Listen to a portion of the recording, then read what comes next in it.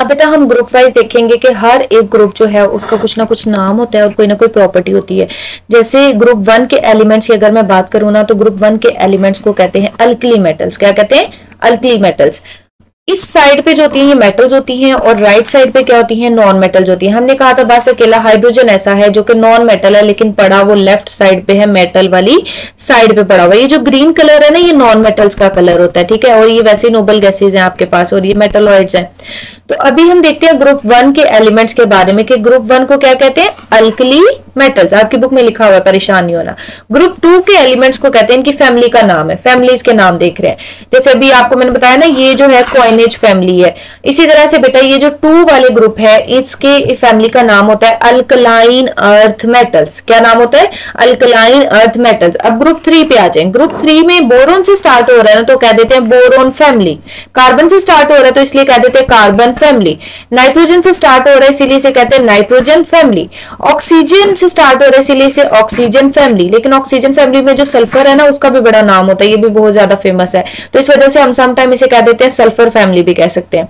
ये वाला जो ग्रुप है ना, ये वाला और ये वाला ग्रुप, 7 वाला ग्रुप, एक तो 1-2 वाला ग्रुप, एक 7-8 वाला ग्रुप, शुरू वाले 2 ग्रुप और लास्ट वाले 2 ग्रुप। बेटा इन्होंने अपने अपने नाम रखे हुए हैं। जैसे फर्स्ट वालों ने रखा हुआ था अल्कली, सेकंड वालों ने रखा हुआ था अल्कलाइन। इसी तरह से 7 वालों ने अपना नाम रखा हुआ है हेलोजेंस। हेलोजेंस। और जो लास्ट वाला ग्रुप है ना, 8 वाला ग्रुप, ये तो माशाल्लाह से बहुत फेमस है, आप लोगों ने पढ़ा हुआ है कि ये इनर्ट गैसेज है, ये रिएक्ट किसी के साथ नहीं करते, ये स्टेबल ग्रुप है। एक तो इसे कहते हैं हम स्टेबल ग्रुप, दूसरा हम कहते हैं इनर्ट गैसेज हैं, क्योंकि सारी गैसेज हैं तकरीबन इनर्ट गैसेज हैं। या फिर बेटा इन्हें हम नोबल गैसेज भी कहते हैं, इसे हम 8th ग्रुप भी कहते हैं, इसे हम 0 ग्रुप भी कहते हैं। ग्रुप एक ही है, उसके नाम अलग अलग है। ठीक हो क्या? ओके। एक और चीज जो इसमें हमने देखनी है, हमने देखना है इनके आउटर मोस्ट शेल में इलेक्ट्रॉन्स के बारे में। अगर बेटा मैं आपको अभी यही दिखाती चलूं, ग्रुप 8 से शुरू कर लें अगर हम, तो ग्रुप 8 में आपके पास क्या है? हीलियम है। आपको बेटा एटॉमिक स्ट्रक्चर बनाने आते हैं ना, हीलियम का एटॉमिक नंबर क्या होता है? 2 होता है। अगर हम इसका स्ट्रक्चर बना के भी देखें तो हम कहते हैं सेंटर में होता है न्यूक्लियस, ठीक है। फर्स्ट शेल में इसके कितने इलेक्ट्रॉन्स आ गए? 2 इलेक्ट्रॉन्स आ गए।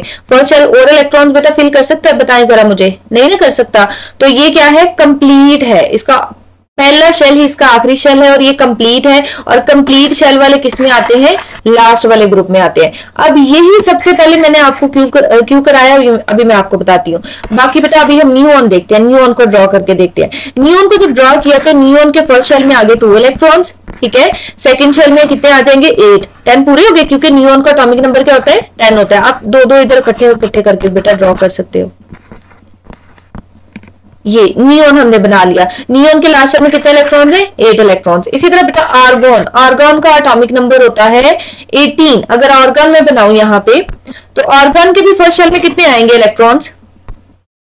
फर्स्ट शेल में आ जाएंगे इसके बेटा 2 इलेक्ट्रॉन्स, ठीक है। अभी भी इसके पास पड़े हुए हैं 16। उससे अगले शेल में कितने आएंगे? 8 इलेक्ट्रॉन्स।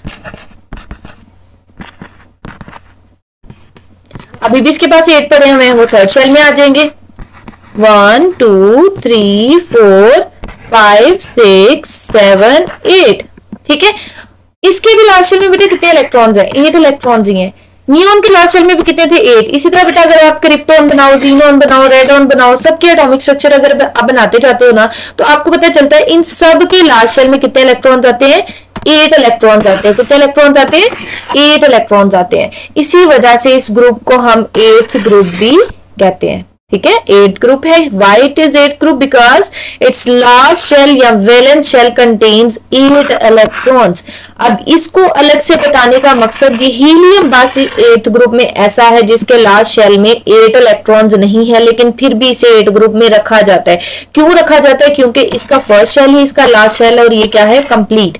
इन सबके लास्ट शेल कंप्लीट है, ठीक है। और इस तरह से हीलियम का भी लास्ट शेल क्या है? कंप्लीट है। तो आपने याद रखना है, ऑल्दो हीलियम के लास्ट शेल में 2 इलेक्ट्रॉन्स है, लेकिन ये नोबल गैसेस का ही हिस्सा है, क्योंकि इसका वैलेंस शेल कंप्लीट है, लास्ट शेल कंप्लीट है। अब अगर हम बात कर ले बेटा 7 वाले ग्रुप की, इसके भी कोई 1-2 एलिमेंट के बना के देख लेते हैं, हमें आइडिया हो जाएगा।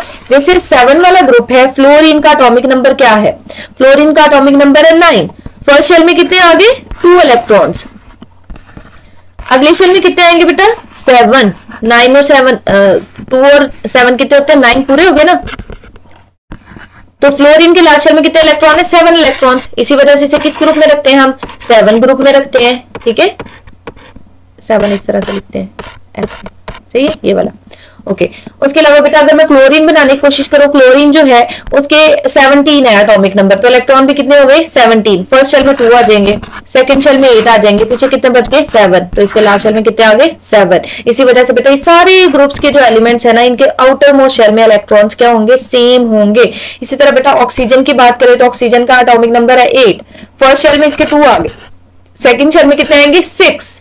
इसी तरह सल्फर का एटॉमिक नंबर है 16, फर्स्ट शेल में 2 आ गए, सेकंड में इसके आगे 8, 10 हो गए, थर्ड शेल में कितने आगे 6। तो आप गौर करें लास्ट शेल में जितने इलेक्ट्रॉन्स है वही उसका ग्रुप नंबर भी है 6। ऊपर जो 16 लिखा हुआ उसको इग्नोर करें, ग्रुप नंबर क्या है 6। इसी तरह बेटा अगर आप नाइट्रोजन फास्फोरस इनके बनाओगे तो उनके लास्ट शेल में 5 इलेक्ट्रॉन्स आएंगे, इसीलिए ये ग्रुप 5 है। कार्बन वालों को बनाओगे तो लास्ट शेल में 4 इलेक्ट्रॉन्स आएंगे, इसीलिए ग्रुप 4 है। इसी तरह बोरोन को ग्रुप 3 क्यों कहा, क्योंकि इनकी फैमिली में लास्ट शेल में कितने इलेक्ट्रॉन्स आते हैं 3 आते हैं। इसी तरह बेटा अगर आप हाइड्रोजन वाले ग्रुप अल्कली मेटल्स की बात करो तो इनके भी लास्ट शेल में कितने इलेक्ट्रॉन आते हैं 1 ही आते हैं। जिसमें हाइड्रोजन अगर बनाती हूँ इनकेस बेटा हाइड्रोजन का एटॉमिक नंबर 1 है, तो इसका पहला शेल क्या है लास्ट शेल है, तो इसके पास कितने इलेक्ट्रॉन है 1। अगर लिथियम की बात करो लिथियम का एटॉमिक नंबर है 3, फर्स्ट शेल में इसके आ जाएंगे 2 इलेक्ट्रॉन्स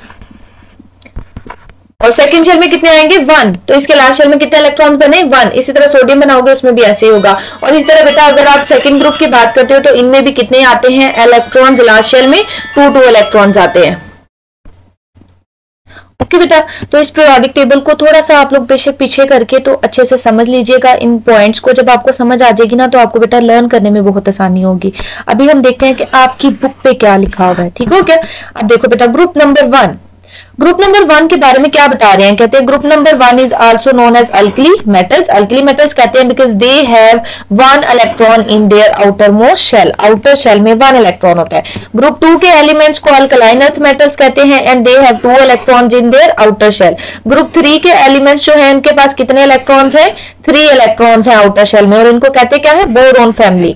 ग्रुप 4 के एलिमेंट्स की बात करें तो इन्हें कार्बन फैमिली कहते हैं और इनके लास्ट शेल में कितने इलेक्ट्रॉन्स है 4 इलेक्ट्रॉन्स है।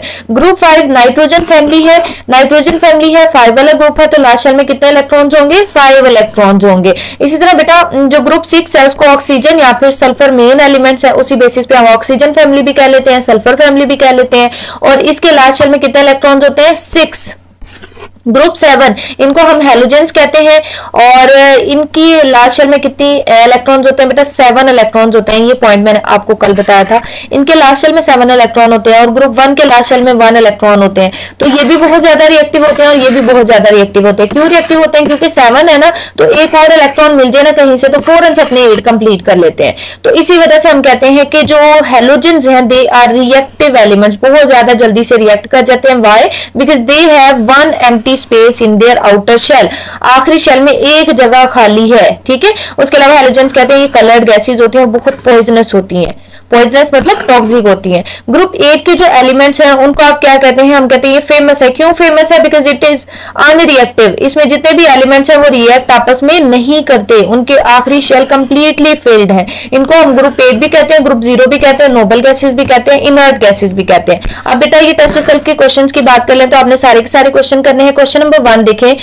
Write down the group number for carbon, carbon का ग्रुप नंबर लिखो। बेटा आपको कार्बन का आता होता है 6, इसका एटॉमिक नंबर है तो आप ऐसे इसकी कॉन्फ़िगरेशन लिख के अंदाजा लगा सकते हो। फर्स्ट में 2, अगले में कितने हैं 4, आपको पता चल जाएगा इसका ग्रुप क्या है 4। ऑक्सीजन का एटॉमिक नंबर क्या होता है 8, इसकी कॉन्फ़िगरेशन क्या बनेगी, फर्स्ट में 2 इलेक्ट्रॉन, सेकंड में 6 इलेक्ट्रॉन, तो इसका ग्रुप नंबर क्या हो गया 6। नाइट्रोजन की बात करें तो नाइट्रोजन का एटॉमिक नंबर होता है 7। ठीक हो गया बेटा, इनके एटॉमिक स्ट्रक्चर आपने ड्रॉ करने हैं। जब आप इनके एटॉमिक स्ट्रक्चर ड्रॉ कर लेंगे ना तो आपको खुद ही पता चलता जाएगा, लास्ट शेल में जितने इलेक्ट्रॉन बनेंगे ना वही उसका ग्रुप हो जाएगा। जैसे रुको मैं आपको एक कर ही देती हूँ, फिर बाद में आप कहते रहोगे मैम समझ नहीं आई, मैम पता नहीं आप क्या बोल रही हैं, हमने इतनी दफा पीछे कर करके देखा फिर भी नहीं हमें समझ आई।